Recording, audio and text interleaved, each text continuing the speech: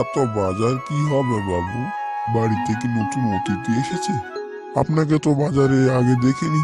গ্রামে নতুন এসেছেন নাকি? ওরে বাপরে, কাকা তুমি এত প্রশ্ন করছো, কোনটা রেখে কোনটার উত্তর দেই বলো তো? এই একটা একটা করে দিলেই হবে। আমি আসলে কোথা বলতে খুব ভালোবাসি, তাই খরিদ্দার এলে সকলের খোঁজ খবর রাখি। বুঝলেন না, ব্যবসায়ীদের শ্বশুর ঘর নেই, তাই আয়েস করে আলাপ জমিয়ে গল্প করার আর সময় হয় না। হা হা হা, আপনি তো বেশ মজার মানুষ। আমি আসলে এই গ্রামে নতুন, ঘোষাল বাড়ির জামাই। ও বাড়ির জন্যই বাজার করতে এসেছি। তা বেশ। তা জামাই বাবা, ঘষাল বাবু তো সোনামুখ ডাল দিয়ে আর গোবিন্দ চালের ভাত খেতে খুব ভালোবাসে।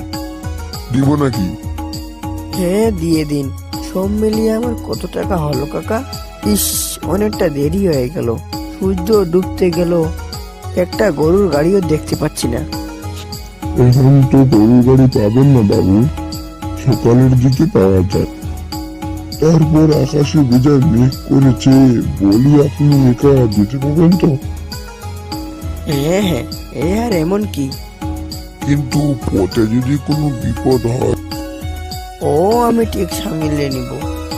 এই যে টাকাগুলো, আমি চলি।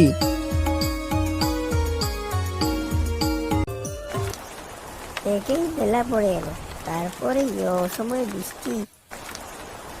ইস, কি যে করি! এই বৃষ্টি মাথায় পড়লে নির্ঘাত অসুখ করবে।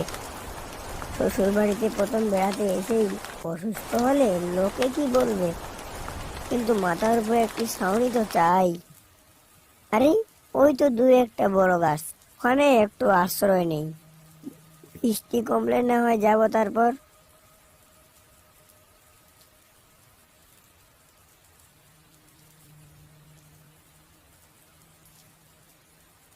বাপরে, টানা 1 ঘন্টা বৃষ্টি হলো, কিন্তু এ বৃষ্টি থামার নয়। এই ধরে রাখা বৃষ্টিতেই বরং চলতে লাগি, নয়তো সারা রাত আমাকে এখানে বসে থাকতে হবে। আমি বরং ওই জঙ্গলের রাস্তাটা দিয়ে যাই, তাড়াতাড়ি পৌঁছে যেতে পারবো।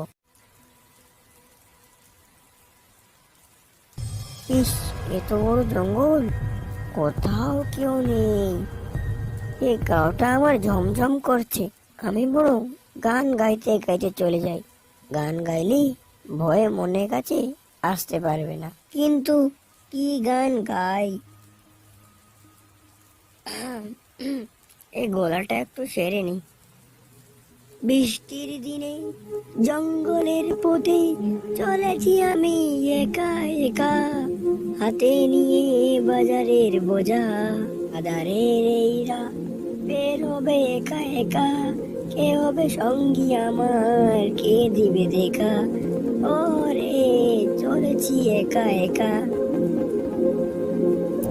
না, একেই হাতে ভারী বোঝা, আর তার উপর সকালে কোনো খাওয়া হয়নি।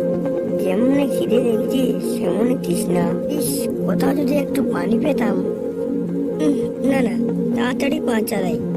আমি ঘরে গিয়েই খাবার খাবো, তারপর বিশ্রাম নিব।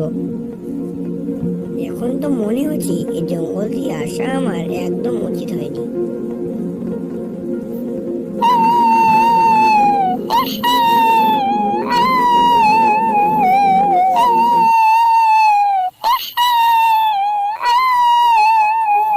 এমন জঙ্গলে কেউ কি থাকে? কে কাঁদছে এমন করে? কারো কি কোনো বিপদ হলো? না না, কাউকে বিপদে ফেলে রেখে যাওয়া ঠিক হবে না। আমি বরং গিয়ে দেখি কার কি হলো। কেউ কি আছেন? কি হয়েছে আপনার? কাঁদছেন কেন?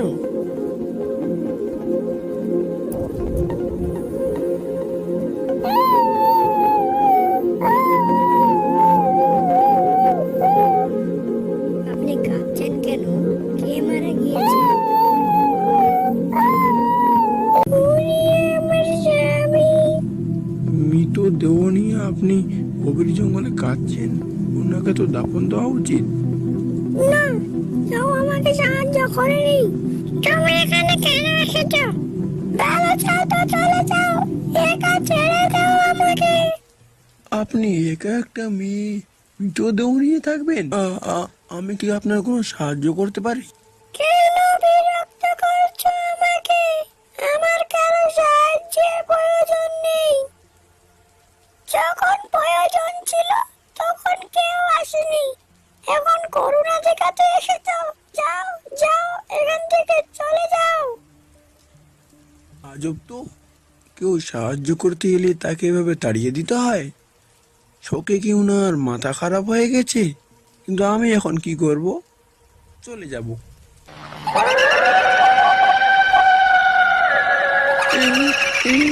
আমি কি দেখলাম?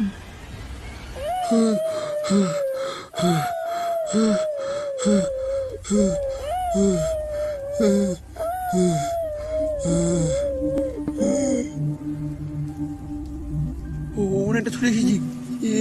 আমি কি দেখলাম? না না, আমি এই কান্নার শব্দ শুনতে চাই না। আমাকে দ্রুত এখান থেকে ঘুরে ফিরে যেতে হবে। ওই তো দূরে একটা আলো দেখা যাচ্ছে। আমি বরং গিয়ে তার কাছে সাহায্য চাই। একটা আলো হাতে নিয়ে বাকি পথটা আমি ঠিক যেতে পারবো।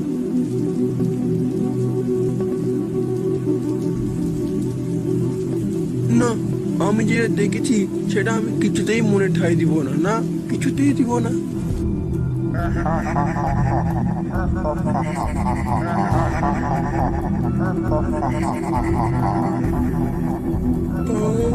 আমায় যেতে দাও, আমায় যেতে দাও।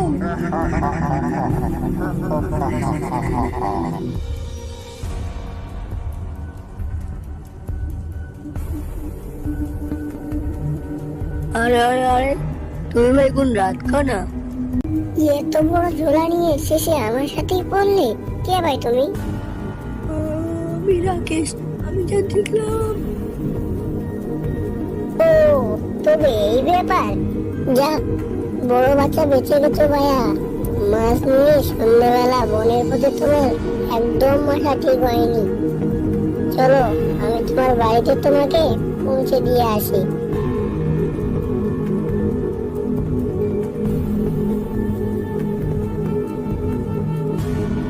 আপনাকে অনেক ধন্যবাদ।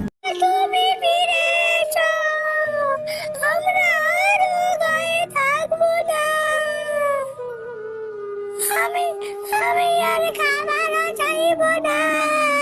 গো, তুমি ফিরে আসো, ফিরে আসো, তুমি ফিরে আসো।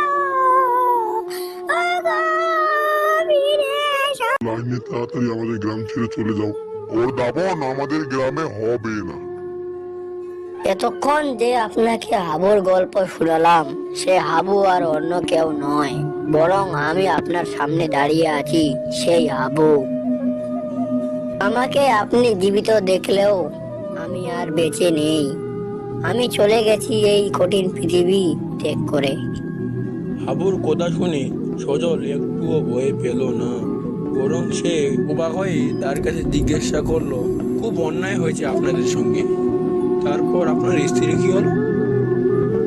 সে আমার লাশ নিয়ে নদীতে ঝাঁপ দিয়ে মারা গেছে। আমার আমার পরিবার শেষ হয়েছে আপনার আপনার শ্বশুরবাড়ির লোকদের জন্য। আজ আপনাকে শেষ করে দিতে পারতাম, কিন্তু কিন্তু আমরা কারো পরিবার শেষ করে তাদের দুঃখ দিতে পারি না। আপনারা আপনারা সুখে থাকবেন। বিদায়।